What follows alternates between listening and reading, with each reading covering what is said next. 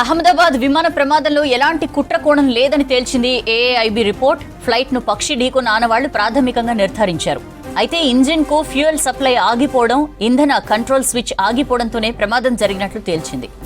విమానం టేకాఫ్ అయ్యాక సెకండ్ల వ్యవధిలోనే ఇంధన కంట్రోల్ స్విచ్లు ఆగిపోయాయి.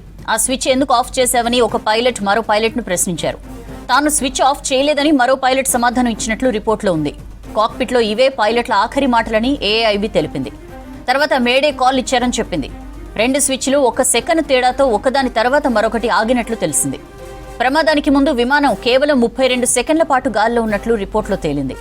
రన్వేకు 0.9 నాటికల్ మైల్స్ దూరంలోని ఓ హాస్టల్ భవంతిపై విమానం కూలిపోయింది. ఇంజిన్లు శక్తిని కోల్పోయిన తర్వాత ర్యామ్ ఎయిర్ టర్బైన్ ను యాక్టివేట్ చేసినట్లు గుర్తించారు. ఇది యాక్టివేట్ అయినట్లు సీసీటీవీ ఫుటేజ్ లో కనిపించిందని ఏఐబీ నివేదికలో తేలింది. పైలట్ల మేడే కాల్ కు ఎయిర్ ట్రాఫిక్ కంట్రోలర్ స్పందించినప్పటికీ ఆ లోపే విమానం కూలిపోయింది. ప్రమాదానికి సంబంధించిన ఫోటోలు, వీడియోలు పరిశీలన పూర్తి చేసినట్లు ఏఐబీ తెలిపింది. విమానానికి సంబంధించిన ఇంజిన్లను వెలికితీసినట్లు తెలిపింది. ప్రమాదానికి ముందు ఇంధనం, బరువు సైతం పరిమితుల్లోనే ఉన్నట్లు రిపోర్టులో తేలింది. ఫ్లైట్లో ప్రమాదకరమైన వస్తువులేమీ లేవని స్పష్టం చేసింది. విమానంలో ఇంధనం కూడా స్వచ్ఛంగానే ఉందని, పొల్యూట్ అయిన ఆనవాళ్లు లేవని తెలిపింది ఏఐబీ. ఎయిర్ ఇండియా ఫ్లైట్ క్రాష్ ఘటనలో ఏఐబీ రిపోర్ట్ పై డీటెయిల్స్ తెలుసుకుందాం. శ్రీశైలం మనతో లైవ్ లో జాయిన్ అవుతున్నారు. శ్రీశైలం, ఏఐబీ రిపోర్ట్ లో ప్రధానంగా ఏమేమి ఇష్యూస్ ఉన్నాయి? ఏఐబీ ప్రైమరీ రిపోర్ట్ని ఇచ్చింది. మొత్తం 15 పేజీలతోనే ఒక నివేదిక విడుదల చేసింది. దీంట్లో విమానం కూలిపోవడానికి ఉన్నటువంటి కారణాలను, అదేవిధంగా ఇంధనాన్ని పరిశీలించినట్టు, దానికి సంబంధించినటువంటి వీడియోలు కానీ ఆడియోలు కానీ పరిశీలన పూర్తయినట్లు నివేదికలో వెల్లడించింది. దీనిలో భాగంగానే ఏఐబీ చెప్పిన దాని ప్రకారం ఎక్కడ కూడా కుట్రకోణం అనేది లేదు. కేవలం ఇంజన్లు 2 కూడా 1 సెకండ్ తేడాతోని ఆగిపోవడంతోనే ప్రమాదం సంభవించినట్టుగా ప్రాథమికంగా తేల్చింది. దీనికి సంబంధించి ఆ కాక్పిట్లో కూడా ఇదే సంభాషణ పైలట్ల మధ్య నమోదైందని, అది కూడా పరిశీలించామని చెప్పింది. దాంట్లో 2 ఇంజన్లు ఆగిపోవడం గురించి పైలట్లు చర్చించుకున్నారు.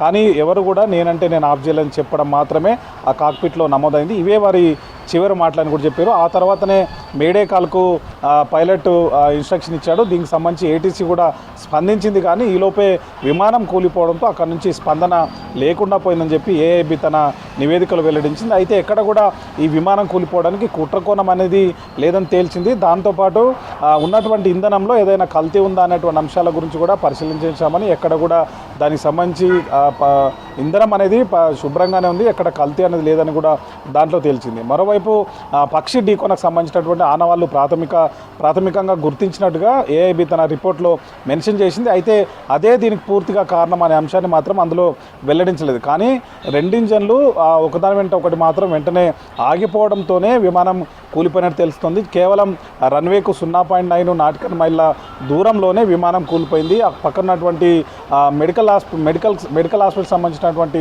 హాస్టల్ భవంతి మీద అది కూలిపోయింది. జూన్ 12న జరిగినటువంటి ఘటనలో దాదాపు 240 మంది ప్రయాణికులు కాకుండా మరో 30 మంది అక్కడ ఉన్నటువంటి స్థానికులు, మెడికల్ కూడా చనిపోయిన ఘటన. దేశవ్యాప్తంగా కూడా అప్పట్లో తీవ్రమైనటువంటి అందరినీ కూడా కలిసివేసిన ఘటన. అయితే దీని మీద ప్రాథమికంగానే ఏఐబీ దర్యాప్తు ఇప్పటివరకు సాగింది. విమానం కూలిన తర్వాత అక్కడ డ్రోన్తోని, అదేవిధంగా ఇతర వీడియోలు చిత్రీకరించారు. అదేవిధంగా విమాన ఇంధన శకలాలన్నింటినీ కూడా, విమాన శకలాలను కూడా ఒక సురక్షితమైన ప్లేస్కి తరలించి అక్కడ స్టోర్ చేసి ఆ తర్వాత దాన్ని పూర్తిగా పరిశీలించారు. ఆ పరిశీలించిన తర్వాతనే తన నివేదికను ఏఐబీ వెల్లడించింది. ఎక్కడ కూడా కుట్రకోణం జరగలేదు. విమాన శకలాలను కూడా పూర్తిగా పరిశీలించాము.